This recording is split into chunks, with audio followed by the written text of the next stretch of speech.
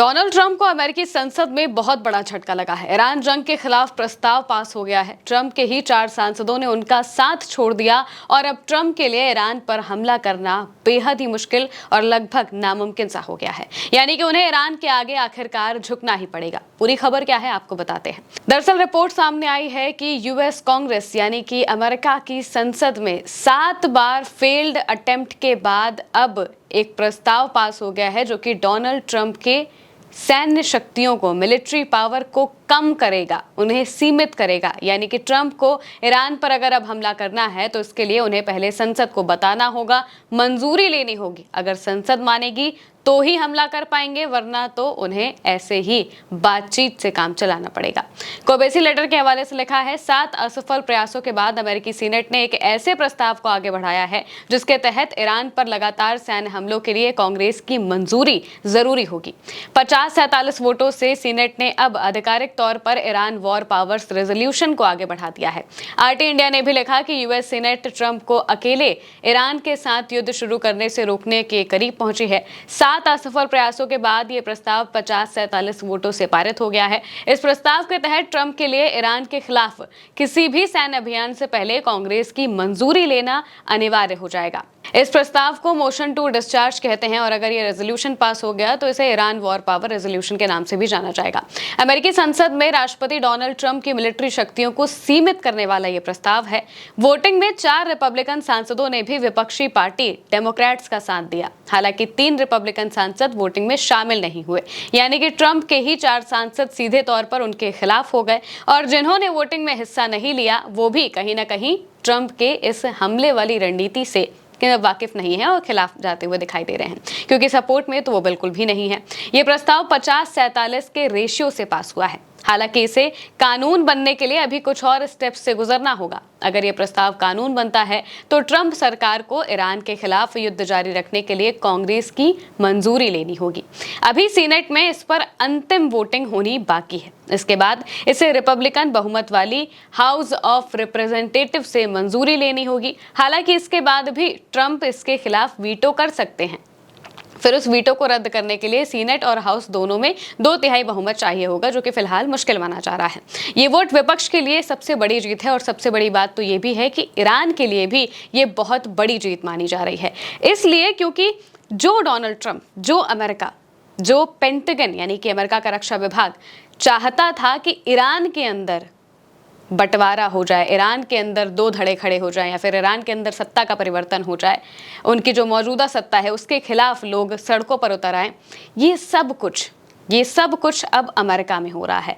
America में Donald Trump के खिलाफ उन्हीं के सांसद हो गए हैं, क्योंकि वो जानते हैं कि ये जंग पूरी तरह से गैर कानूनी है। ये जंग नहीं होनी चाहिए थी, बच्चियों को नहीं मारा जाना चाहिए था, लोगों के घरों पर हमला नहीं होना चाहिए था और ईरान के सुप्रीम लीडर को भी मारा जाना बहुत गलत था। वो एक हत्या थी, इसे कोई ऑपरेशन नहीं कहा जा सकता। इन सब चीज़ों को वहाँ के लोग भी समझ रहे हैं और इसी वजह से पहली बार ऐसा देखने को मिला था जब 3000 से ज़्यादा शहरों में एक साथ लोग डोनाल्ड ट्रंप के खिलाफ प्रदर्शन करने के लिए उतरे हों। यही सब बताता है कि कैसे ट्रंप के खिलाफ अब जो रणनीति है, जो ज़मीन है, वो तैयार होने लगी है। ट्रंप के खिलाफ अमेरिका में ज़मीन तैयार हो रही है और इसकी शुरुआत अब हो चुकी है, क्योंकि संसद में ये प्रस्ताव बहुत ज़्यादा मायने रखता है। भले ही ये बिल पास ना हो, क्योंकि रिपब्लिकन बहुमत है ऊपर वाली संसद में, तो जाहिर सी बात है कि ये पास नहीं होगा। लेकिन इससे मैसेजिंग इतनी बढ़ी गई है कि पूरी दुनिया को ये पता चलेगा कि भाई जो डोनाल्ड ट्रंप ईरान पर जंग थोपकर ये कह रहे हैं कि हम दुनिया के लिए बहुत अच्छा काम कर रहे हैं, उन्हीं के देश वाले इस बात को नहीं मान रहे हैं, उन्हीं की अपनी संसद इस बात को नहीं मान रही है, वहाँ पर उनके खिलाफ प्रस्ताव आ रहा है। ये बताता है कि कैसे जंग के बीच में अमेरिका के अंदर डोनाल्ड ट्रंप के खिलाफ ज़मीन पूरी तरह से तैयार हो चुकी है। अमेरिका में युद्ध शुरू करने या फिर सेना भेजने का अधिकार राष्ट्रपति के पास नहीं बल्कि संसद के पास होना चाहिए। ये बात वहाँ के लोग कह रहे हैं, वहाँ के सांसद कह रहे हैं। हर कोई ये जानना चाह रहा है कि आखिर ट्रंप ये क्यों कर रहे हैं, वजह क्या है। विपक्ष के लिए ये बहुत बड़ी जीत है। अमेरिकी संविधान में भी यही व्यवस्था दी गई है कि अगर किसी पर आपको हमला करना है तो इससे आपको पहले संसद के पास ये पावर होनी चाहिए, राष्ट्रपति के पास ये पावर नहीं होनी चाहिए कि वो किस पर हमला करे, किसके पर हमला ना करे। इस प्रस्ताव को वर्जीनिया के डेमोक्रेट सेनेटर टिम केन लेकर आए थे। बहस के दौरान उन्होंने कहा कि अभी जब युद्ध विराम की बात हो रही है तब ट्रंप को संसद के सामने आकर अपनी रणनीति बतानी चाहिए। अमेरिकी कानून के मुताबिक कोई भी राष्ट्रपति बिना संसद की मंजूरी के सिर्फ 60 दिन तक ही मिलिट्री ऑपरेशन चला सकता है। इसके बाद या तो युद्ध खत्म करना होगा, कांग्रेस से अनुमति लेनी होगी या फिर सेना की सुरक्षित वापसी के लिए 30 दिन की एक्स्ट्रा मोहलत मांगनी होगी। अब ट्रंप ने इसके लिए सोचा था कि वो ऑपरेशन का नाम ही बदल देंगे। वो ये नहीं कह रहे हैं कि हमने एक वॉर शुरू की है, बल्कि वो आधिकारिक तौर पर ये बात कह रहे हैं कि हम तो मिलिट्री ऑपरेशन चला रहे हैं, हम तो ऑपरेशन से काम कर रहे हैं, हमारा ये ऑपरेशन है। पहले जो चलाया वो ऑपरेशन एपिक फ्यूरी था, अब उसको दिन बीत चुके हैं, तो अब क्योंकि एपिक फ्यूरी के नाम से वो अगर ऑपरेशन चलाएंगे, वापस से हमला करेंगे, तो ये कहा जाएगा कि भाई आपको संसद से मंजूरी लेनी होगी। इस वजह से ट्रंप ने सोचा, पेंटागन ने सोचा कि हम इसका नाम बदल देते हैं, नाम बदलकर हम स्लेज हैमर रख देंगे, नए नाम से होगा तो नया ऑपरेशन माना जाएगा। इस वजह से अब उन्हें वापस से 60 दिन की मोहलत मिल जाएगी और फिर वो आराम से ईरान पर हमला कर सकते हैं। लेकिन यहाँ पर अब इस प्रस्ताव की वजह से पेच फंस गया है। ये प्रस्ताव ही है वो चीज़ जो ये बता रही है कि ट्रंप के खिलाफ अब अमेरिका में भी लोग हो रहे हैं, पूरी दुनिया में तो हो ही रहे हैं।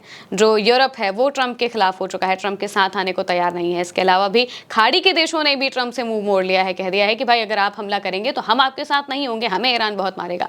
इस वजह से अब ट्रंप अकेले पड़ते जा रहे हैं। ये जो प्रस्ताव है वो कांग्रेस यानी कि खासकर डेमोक्रेट्स की तरफ से ट्रंप प्रशासन पर दबाव बनाने और जंग की क्रेडिबिलिटी पर सवाल उठाने का सांकेतिक और राजनीतिक झटका है। ये दिखाता है कि कुछ रिपब्लिकन्स भी यानी कि ट्रंप की पार्टी के नेता भी इस जंग से असंतुष्ट हैं, लेकिन अभी इसे रोकने की पूरी ताकत नहीं है। युद्ध अभी जारी रहने की संभावना ज्यादा है। ट्रंप इसका कोई ना कोई तोड़ तो निकाल ही लेंगे जंग जारी रखने के लिए, लेकिन उनके ही देश में उनकी जो फजीहत होगी वो देखने लायक है। मौजूदा वक्त में ट्रंप के खिलाफ जैसे सारी चीजें चल रही हैं, ये बता रहा है कि कैसे वो एक के बाद एक अपने पत्ते हारते जा रहे हैं और दे हैव नो कार्ड्स, यानी कि उनके पास अब कोई कार्ड नहीं बचा है।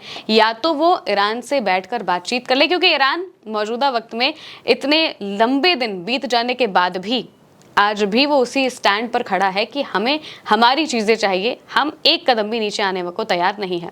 ईरान ने जो 5 चीज़ें बोली थी वो अब भी उसी बात पर कायम है कि आप हमारे जो जंग आपने छेड़ी, इस वजह से हमारा जो नुकसान हुआ उसका मुआवजा दीजिए, सैंक्शन बंद करिए, होर्मुज में हमारी सोवरेनिटी को रखिए और आगे से कभी हमला ना हो इसकी गारंटी दीजिए, न्यूक्लियर एनरिचमेंट हम करेंगे, उसे आप नहीं रोक सकते। ये सारी बातें ईरान ने इस तरीके से कही हैं कि अमेरिका को आखिरकार बार बार झुकना पड़ रहा है। धमकियां देकर भी उनका कोई फायदा नहीं हो रहा, धमकियां देकर भी और हमला करने का सोच कर भी वो हमला नहीं कर पा रहे हैं। क्यों? क्योंकि ईरान के पास इतनी कैपेबिलिटी अब आ गई है कि वो अमेरिका के एक हमले का जवाब 100 हमले करके देगा, जिसका मतलब ये है कि ट्रंप के खिलाफ फिर और बड़ी संख्या में लोग उतरते जाएंगे, जिस वजह से ही वो चाहते हैं कितनी जल्दी हो सके ये जंग खत्म हो, लेकिन खत्म होने का नाम ये जंग नहीं ले रही है। और अब उनके पास से एक और कार्ड गायब हो चुका है। अब अगर वो हमला करने के सोचेंगे तो पहले संसद में बताना होगा, संसद में बताएंगे तो ईरान को मालूम ही पड़ जाएगा कि हमला करने वाले हैं, और अगर ऐसा हुआ तो ईरान और बड़े लेवल पर तैयारी करता हुआ दिखाई देगा।